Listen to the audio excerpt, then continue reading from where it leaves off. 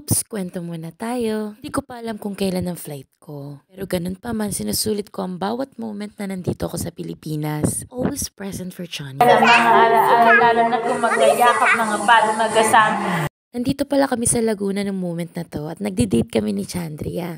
Even took a video of me. Good morning, girl. We ended the same house.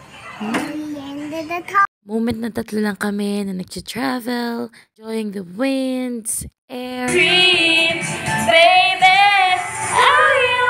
Siyempre di mawawala ang karaoke bago ang lahat. Since nasa Laguna na kami, nagkaroon ako ng opportunity na madala ko si Chandria dito sa windmill. First punta kasi namin ng daddy kami lang. Wala nga pala mga pinsan at mga pamangkin ko. Eto naman ang aking lola Ising na great grandma na ni Chandria. Sobrang mamimiss ko talaga tun si Chanchan, kaya naman kahit na simpleng video talaga gustong gusto kong kunan sa kanya. Marami rin kaming kahit papano na na-visit na places together. Gusto ko kasing namnamin tong moment na to na magkakasama pa kami muna. Alam ko naman na matatagalan akong mawawala at di ko mahagat makita ang chubby ko in person. Also si daddy rin pala. No? Nandyan pala ang daddy Kasing si Chandria mahilig to mag-throwback at manood sa YouTube vlogs ko. Kaya kahit wala akong boses ko, mag-e-edit tayo para may mapanood siyang bago. Para ma-share ko din sa inyo yung journey ko bago ko nakarating dito. Mabot pa nga kami sa birthday ni Jaden. Hi Jollibee!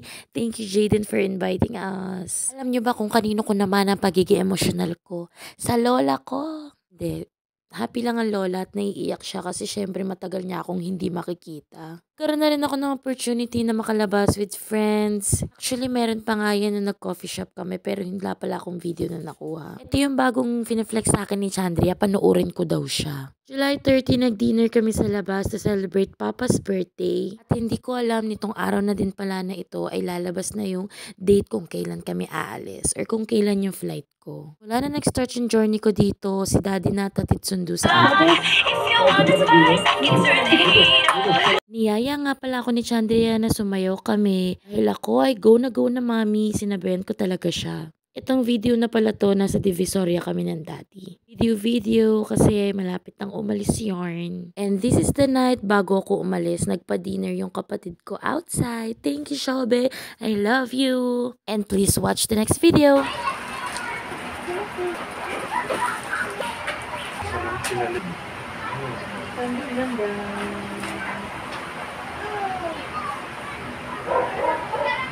Gagi, walang tata. Teka lang, please present this as your passport. Your application is standard for get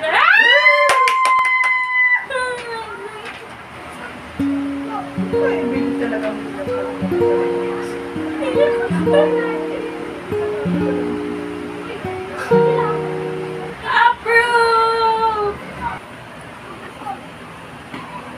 Pero ganun pa man, congratulations ma'am. Makakaalis ka na talaga, no? Pera. Sa'yo ba ito? Makakaalis ka na talaga. Unang tapak. Canada agad. Ayun na nga, nasaksihan nyo na ang aking pag-iyak. So, the next month na after ko ma-receive yung visa ko, unti-unti ko na yung pag-iipon ng mga dadalhin ko paalis. Like maleta, medicine, at kung ano-ano pang mga basic essentials. Siyempre, nagdala ako ng mga panimula ko, diba? August 6, nag-grocery naman kami at namili ng mga food na pwedeng madala ko kahit papano. At sinabay na rin ang pag-grocery sa bahay ng stock. Groceries for my baon. Saan pupunta si mama? Saan yung snow? Sa Canada. 1 days na nga lang ay flight ko na. Ang kalungkutan na talaga yung nararamdaman ko pero pinipilit ko pa rin maging masaya. Mazda Marshall.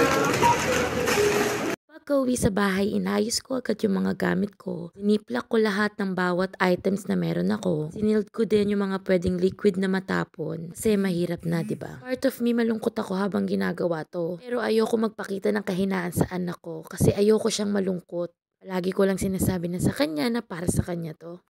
Kikiluhin ko na nga muna yung una kong mga nilagay kasi ayoko ma-over baggage. Dahil overthinker nga tayo, ayan, nagkamali ako 10 kilos pa lang pala. Madami pa akong pwedeng ilagay. Sobrang hirap sa pakiramdam na magkakalayo-layo kayong pamilya. Pero lahat ng ito para sa'yo anak. Kita ko nga ay mahal na magpagupit doon. Kaya dito palang nagpagupit na ako. Siguro ang daddy lungkot na dyan, kaya tulala. And goodbye dead hair. Ay, nagiging emotional na naman ako. Abangan nyo na lang sa part 2. Bye-bye! Thank you for watching!